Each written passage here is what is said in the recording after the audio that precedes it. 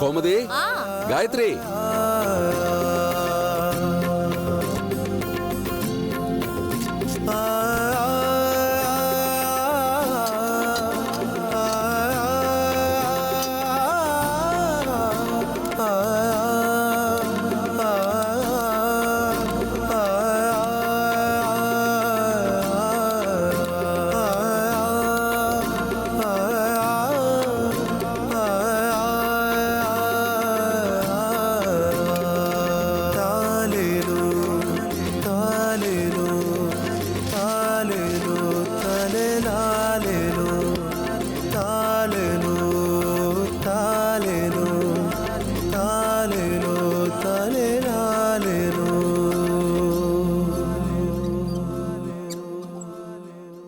என்னங்க இது? ஹேய் கோமதி, நல்லா இருக்கா? குழந்தைக்காக வாங்கிட்டு வந்தேன். உனக்கு பிடிச்சிருக்கா? எனக்கு எதுக்கு இதெல்லாம் பிடிக்கணும்? அப்படி சொல்லாதமா. கடவுளா பார்த்து இந்த வீட்டுக்கு ஒரு வாரிசை கொடுத்திருக்காரு. வந்திருக்கிற குழந்தைய நான் ஒரு கடவுளா தான் பாக்குறேன்.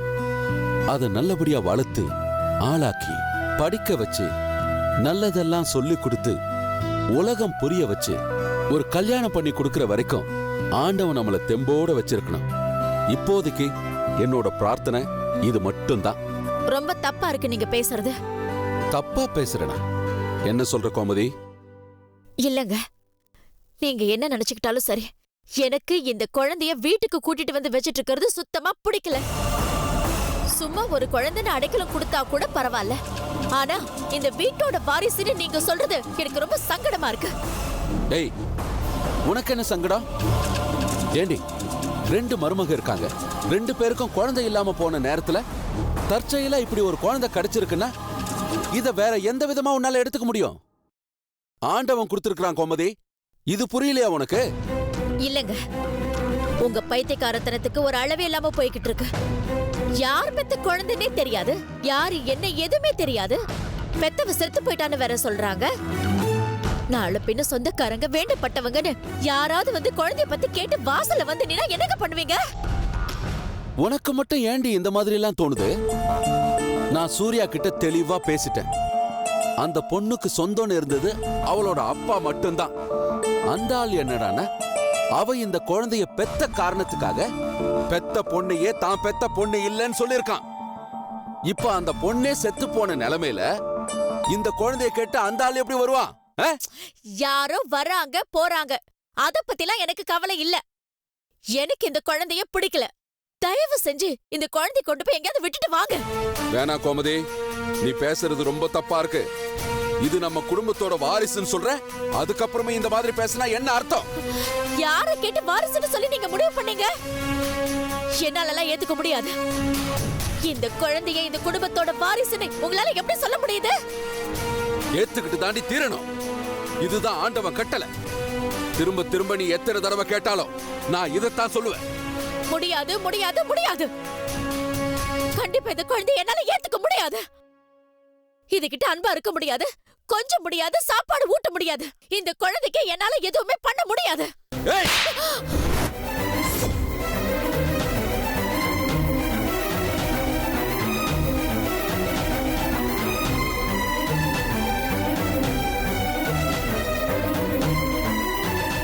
நாக்க அடக்கி பேசு. நான் ஒன்னு சொல்றேன்னா காரண காரியத்தை யோசிக்காம சொல்லவே மாட்டேன். இந்த குழந்தை இந்த வீட்டுல தான் வளரப்போகுது. இந்த குடும்பத்தோட வாரிசாதான் இருக்க போகுது. என்னோட மொத பேரன்னு இந்த ஊர் முழுக்க நான் பெருமையா சொல்லிக்கிட்டு தான் இருக்க போறேன்.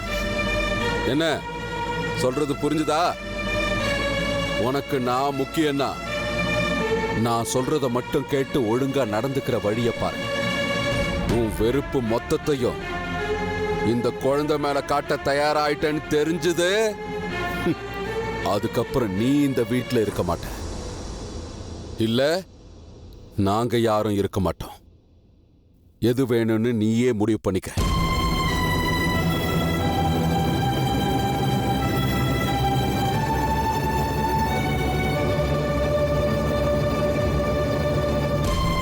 அம்மா, என்னம்மா இது? அப்பா இப்படி பேசிட்டு போறாரு? கல்யாணம் ஆன இத்தனை வருஷத்துல முதல் என்ன கை நீட்டி அடிச்சிருக்காரு. இவருக்கு என்ன ஆச்சுன்னே தெரியல. இதெல்லாம் சரியில்லம்மா. எங்க இருந்து வந்து சேர்ந்த ஒரு குழந்தைய இப்படி தலைக்கு மேல தூக்கி வச்சுட்டு கொண்டாடுறாங்கன்னா இந்த வீட்டுக்கு அடுத்த கட்ட கஷ்டம் வர ஆரம்பிச்சிடுச்சுன்னு தான் அர்த்தம். நம்ம ஜாக்கிரதையா இல்லனா மீறி ஏறி மிச்சிட்டு போய்கிட்டே இருப்பாங்க. எனக்கு ஒண்ணுமே புரியல. உங்க அப்பா எதுக்கு இந்த குழந்தைய இப்படி சீராட்டணும்? என்ன கை நீட்டி அடிக்கிற அளவுக்கு இந்த குழந்தை மேல ஒரு பாசம் வந்திருக்குன்னா அப்பாவுக்கு வைத்தியம் தாம்மா பிடிச்சிருக்கு. கையை நீட்டி அடிச்சுட்டாரேன்னு இந்த விஷயத்துல வாயை முடிட்டு போயிடலாம் நினைச்சிடாத. செத்தாலும் எனக்கு அந்த குழந்தை மேல பாசங்கிசெல்லாம் வராது. வாரிசு அப்படி இப்படின்னு ஏதாவது லூசுத்தனமா பெணாத்திக்கிட்டு இருந்தாருன்னா ஆமா ஜாமின்னு சொல்லி தலையாட்டிட்டு இருக்க என்னால முடியாதுமா. இவ்வளவுதான் சொல்லுவேன், நான் சொல்லிட்டேன். அப்புறம் உன் இஷ்டம்.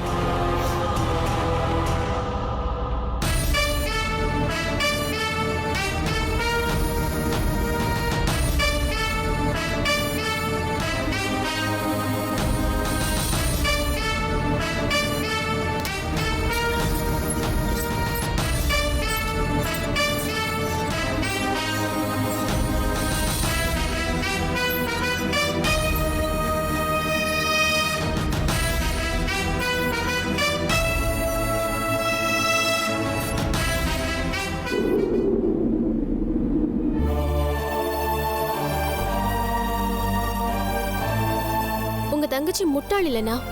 எனக்கு பைத்தியமும் பிடிக்கல. நான் நல்லா தான் இருக்கேன். நான் தெளிவா தான் பேசுறேன். நான் எத்தனை சத்தியம் பண்ணாலும் நீங்க நம்ப கூடாதுன்னு முடிவு பண்ணிட்டு பேசுனீங்கன்னா நான் என்னென்ன செய்ய முடியும்?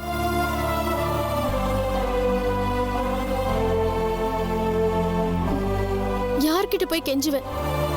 உங்களை விட்ட நான் வேற நாதி இல்லாதவ. ப்ளீஸ் தயவு செஞ்சு புரிஞ்சுக்கோங்க.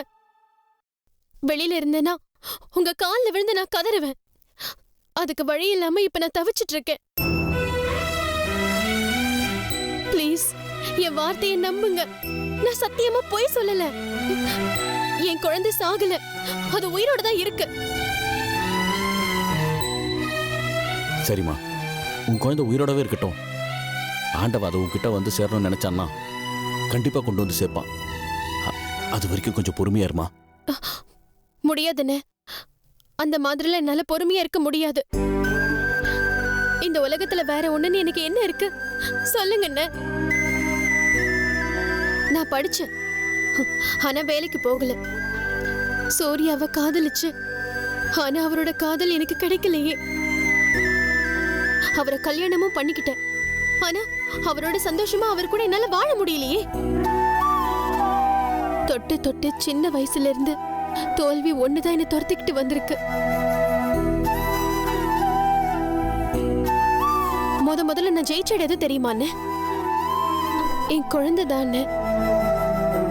எனக்கும் சூர்யாவுக்கும் பிறந்த அந்த குழந்தை தான் நாங்க வாழ்ந்த வாழ்க்கைக்கான அடையாளம்.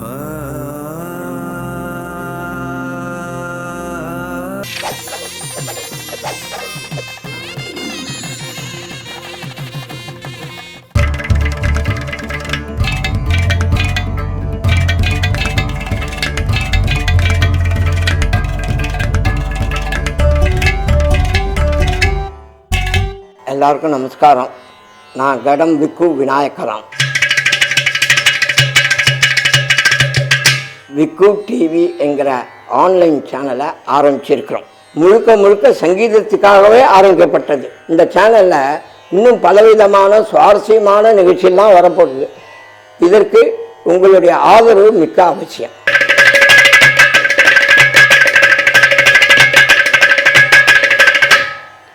சப்ஸ்கிரைப் விக்கு டிவி.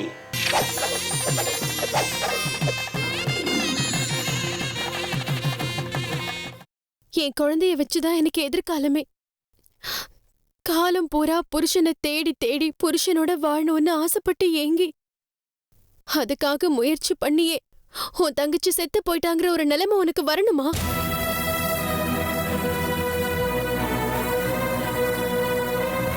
என் குழந்தைய சாக்கா வச்சுதானே நான் என் சூர்யாவோட சேர முடியும். என் குழந்தைய காட்டிதான் அவரோட மனசை மாத்த முடியும். கோர்ட்டு கேஸ்ன்னு வந்தாலும் கூட இந்த குழந்தை தானே எனக்கு இருக்கிற ஒரே ஆதாரம். அதை ஏன்னு நீங்க புரிஞ்சுக்க மாட்டேங்கிறீங்க? இந்த பர்மா புரியாம இல்ல, ஆனா ப்ளீஸ் எனக்காக இந்த ஒரு உதவியை பண்ணுங்க. சரி சொல்லு, நான் இப்ப என்ன பண்ணணும்? ஒரு டிடெக்டிவ் ஏஜென்ட்ட பார்த்து பேசி அவர் என்கிட்ட கூட்டிட்டு வாங்க. நான் அவர்கிட்ட பேசுறேன். என் குழந்தை சாகலைங்கிறத ஆதாரபூர்வமா நான் கண்டுபிடிக்கணும். அது எங்க இருக்குன்னு தெரிஞ்சாகணும். அதுக்கப்புறம் தானே என் குழந்தைய நான் மீட்க முடியும். டிடெக்டிவா? என்னம்மா சொல்ற நீ? இதெல்லாம் சுபு, எனக்கு எதுவும் புரியல. என்ன சொல்ற? இதெல்லாம் நடக்கும் நீ நம்புறியா? வேற வழி எனக்கு தெரியல. என்ன நீச்சல் தெரியாதவன் தண்ணியில குதிச்ச மாதிரி கை கால ஆட்டி பாக்குறேன். எப்படியாவது மேல வரமாட்டோமான்னு நான் தவிக்கிறேன். அதனால தான் சொல்றேன், தயவு செஞ்சு ஒரு டிடெக்டிவ் ஏஜென்ட்ட பார்த்து நான் சந்திக்கிறதுக்கு ஏற்பாடு பண்ணுங்க. என் குழந்தை சாகல, யாரோ தூக்கிட்டு போயிட்டாங்கிற டவுட்டை தெளிவா எடுத்து சொல்லி அதை கண்டுபிடிக்க முடியுமான்னு அவர்கிட்டயே நான் கேக்குறேன். என்னென்ன யோசிக்கிறீங்க? ப்ளீஸ், என்ன பார்த்தா உங்களுக்கு பாவமா இல்ல? எனக்காக பரிதாபப்படுறதுக்கு யாருமே இல்லைங்கிற அவள நிலைமை எனக்கு வேண்டான்னு. நீயாவது எனக்கு உதவி பண்ணு ப்ளீஸ்.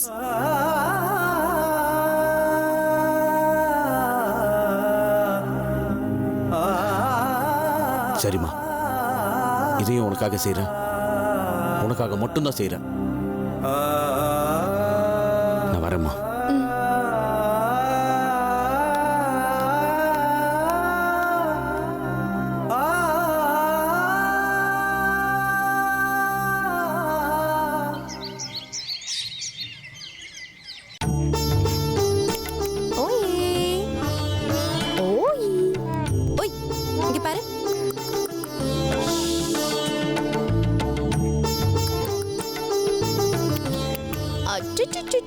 ஏம்மா காயத்ரி, நீ என்ன பாஷையில குழந்தைய கொஞ்சறேன்னு சொன்னா எங்களுக்கு சௌகரியமா இருக்கும்ல?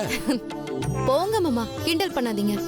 என்ன பாஷையில பேசுறேன்னு இவனுக்கு புரியும். இது ஒரு சௌகரியம். இப்போதைக்கு குழந்தை பேசாதுங்கிறதுனால புரியும்னு சொல்லிட்டு போயிடலாம். ஆனா நாளைக்கு பேச்சு வர்றப்ப நீ என்னம்மா சொன்னேன்னு கேட்பானே, அப்ப என்ன பதில் சொல்லுவ? நீங்க சொல்றதும் கரெக்டுப்பா. காயத்ரி, நம்ம குழந்தை அப்படி இப்படின்னு பேர் சொல்லி கூப்பிடுறதை விட நம்மளே ஒரு அழகான ஒரு பேர் வச்சிருவோமே. அது ஒண்ணுதான் இப்ப குறைச்சல். ஏய், என்ன பேச்சு இதெல்லாம்? குழந்தைக்கு ஒரு பேர் வேணாமா? இவன் கேக்குறதுல என்ன தப்பு? கண்டிப்பா பேர் வைக்கதான் வேணும் மாமா. என்ன பேர் வைக்கலான்னு தான் நான் யோசனை பண்ணிட்டு இருக்கேன். நீங்க ஏதாவது சொல்லுங்களேன். அப்பா, பேசாம ஒண்ணு பண்ணுவோமா? நமக்கு பிடிச்ச பேரெல்லாம் எழுதி போடுவோம். அதுல எந்த பேர் பெஸ்டோ அந்த பேரை வச்சிருவோமே. நாட்டுக்கு ரொம்ப முக்கியம்டா. எவ பெத்தானே தெரியல. எவ பெத்த குழந்தைய வீட்டுல கொண்டு வந்து வச்சுக்கிட்டு அப்புறம் பேர் வைக்கிறேன், அதை பண்றேன், இதை பண்றேன்னு சொல்லி எனக்கு இதெல்லாம் சுத்தமா பிடிக்கல. இது பாரு, உனக்கு பிடிக்கணும்ன்றது நான் கேட்கவே இல்ல. எனக்கு பிடிச்சிருக்கு, காயத்ரிக்கு பிடிச்சிருக்கு, அப்பாவுக்கு பிடிச்சிருக்கு. இதுக்கு மேல வேற என்ன வேணும்? ரொம்ப நல்லா இருக்கு நீ பேசுறது. என்னங்க, திரும்பவும் நான் சொல்றேன், இப்படி ஊர் பேர் தெரியாத குழந்தையெல்லாம் வீட்டுல கொண்டு வந்து வச்சு கொஞ்சறது, சொந்தம் கொண்டாடுறது, இதெல்லாம் என்னைக்காவது ஒரு நாள் பிரச்சனையில தான் கொண்டு போய் விடும். நமக்கு எதுக்கு இந்த வம்பு? இந்த குழந்தைய ஏதாவது அனாதை ஆசிரமத்துல கொண்டு போய் விடுங்க. ஏய், அரைஞ்சிடுவோம் உன்னை. என்ன பேச்சு இதெல்லாம்? இந்த வீட்டு வாரிசுன்னு நான் சொல்லிட்டு இருக்கேன். நீ திரும்ப திரும்ப இதையே பேசிக்கிட்டு இருந்தா அப்புறம் எனக்கு கெட்ட கோவம் வந்துடும் சொல்லிட்டேன். மாமா, அத்தையை திட்டாதீங்க. ஒவ்வொருத்தருக்கும் ஒவ்வொரு விஷயத்தை ஏத்துக்கிறதுக்கு கொஞ்சம் காலம் தேவைப்படும்.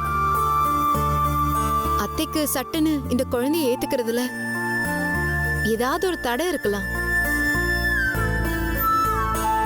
ஆனா எனக்கு நம்பிக்கை இருக்கு மாமா. கண்டிப்பா இவங்க ஒரு நாள் குழந்தைய ஏத்துக்கதான் போறாங்க பாருங்களேன். நான் ஏத்துக்கிறனா இல்லையாங்கிறதா இப்ப முக்கியம். நீ ஏத்துக்கிட்டல, உங்க மாமனார் ஏத்துக்கிட்டார்ல, அவ்வளவுதான். அது போதும், போங்க. கோமதி, அம்மா, நில்லு. இத பாரு, குழந்தைக்கு பேர் வைக்க வேண்டியது ரொம்ப அவசியம். எவ்வளவு சீக்கிரம் பண்றோமோ அவ்வளவு சீக்கிரம் பண்றது நமக்கு நல்லது. ஆமா, எனக்கு ஒரு யோசனை தோணுது. சும்மா நாமளா ஒரு பேரை எடுத்து இதுதான் குழந்தையோட பேருன்னு போற போக்குல முடிவு பண்ணாம ஒழுங்கு முறையா நம்ம குலதெய்வம் கோயிலுக்கு போய் ஒரு பூஜையை போட்டு பேர் வச்சுட்டு வர்றது நல்லதுன்னு தோணுது. நீ என்ன நினைக்கிற? நான் என்னங்க நினைக்கணும்? அத நீங்க நினைச்சிட்டீங்கல்ல. நீங்க என்ன நினைக்கிறீங்களோ அதைத்தானே நீங்க செய்ய போறீங்க. இதுல என்னோட கருத்து எதுக்கு உங்களுக்கு? நான் ஏதாவது சொல்ல போக அதுக்கும் ஒரு தடவை திட்டு வாங்குவேன். இதெல்லாம் எனக்கு தேவையா? அப்பா அம்மா விடுங்கப்பா, அம்மா எப்பயுமே இப்படிதான்.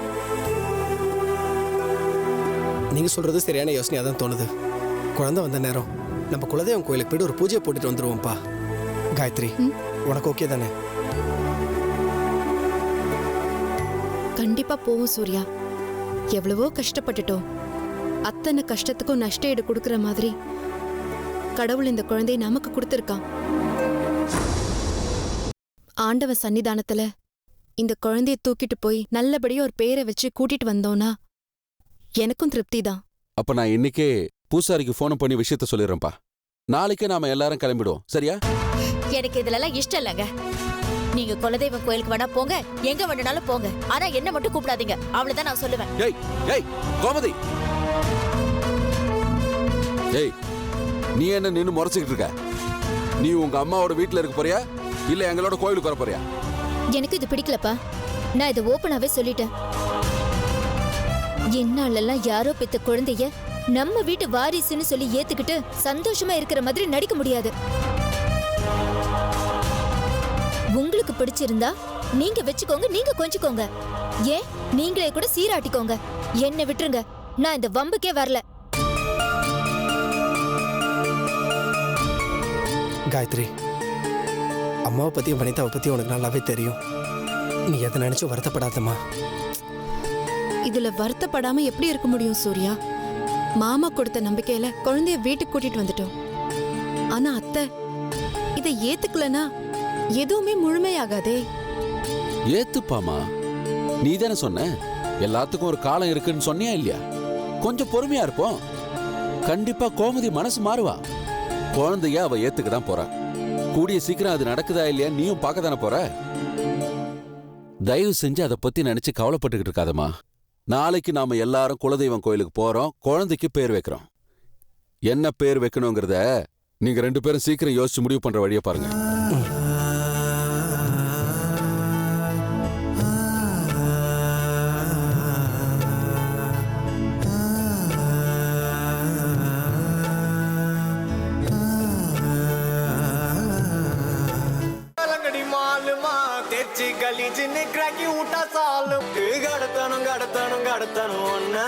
வாய் மூடிய வாய பொழந்த வெறுங்க மாதிரி நிறைய பேர் வந்து காலையில என்ஜாய் பண்ணிருக்காங்க. அவங்களோட இன்னைக்கு நானும் வந்து என்ஜாய் பண்ண போறேன். Come let's go and enjoy. ஆள சச்சு புட்ட கண்ணால ஐயோ தங்கள என்னால மூச்ச வாங்கி போற முன்னால பேச்சே நின்னுருச்சு தன்னால நெஞ்சுக்குள்ள பல்லாங்குழி குந்திக்கிட்டு ஆடுறா 108 கொண்டாங்கட்டா பிப்பியத்தான் எதுரா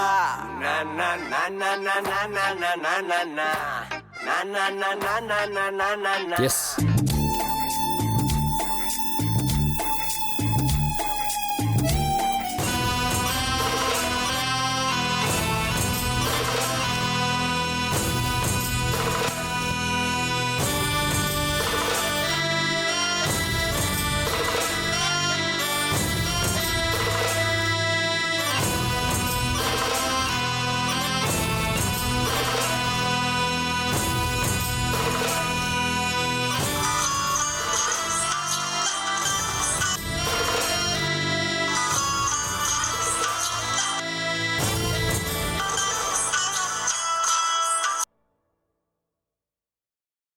ஹலோ, சொல்லுங்க விமல். சுரேஷ்க்கு லைன் போக மாட்டேங்குது. நான் இன்னைக்கு ஆஃபீஸ்க்கு போக முடியல. நீங்க அவருக்கு ஃபோன் பண்ணி சொல்லிடுறீங்களா? ஷூர், சொல்லிடுறேன். உங்களுக்கு என்னாச்சு Vimal? You are not sounding normal. உடம்பு ஏதாவது சரியில்லையா? இல்ல, உடம்புக்கு கொஞ்சம் முடியல. என்னால் இன்னைக்கு ஆஃபீஸ்க்கு போக முடியாது. சுரேஷ்க்கு தகவல் கொடுத்துருங்க. சரி, அதை நான் சொல்றேன். உங்களுக்கு என்ன ஆச்சு? எனக்கு விமல், எனக்கு விமல் விமல் நான் பேசுறது கேக்குதா விமல் எனக்கு Vimal Vimal Renuka Renuka Renuka hello Vimal hello hello hello Vimal என்னாச்சு விமல் ஹலோ ரேணுகா ஹலோ விமல் விமல்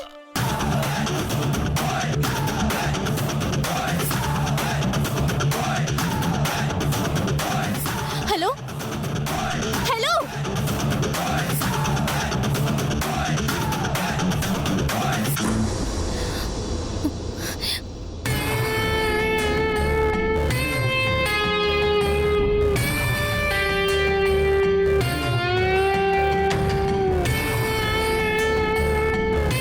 எனக்கு தெரியும் ரேணுகா, இப்ப நீங்க வருவ, தலை தெறிக்க ஓடி வருவ. வா, எனக்கு அதுதான் வேணும். உனக்காக நான் இங்க காத்துக்கிட்டு இருக்கிறேன் ரேணுகா. குயிக்கா வந்துரு. ஓகே?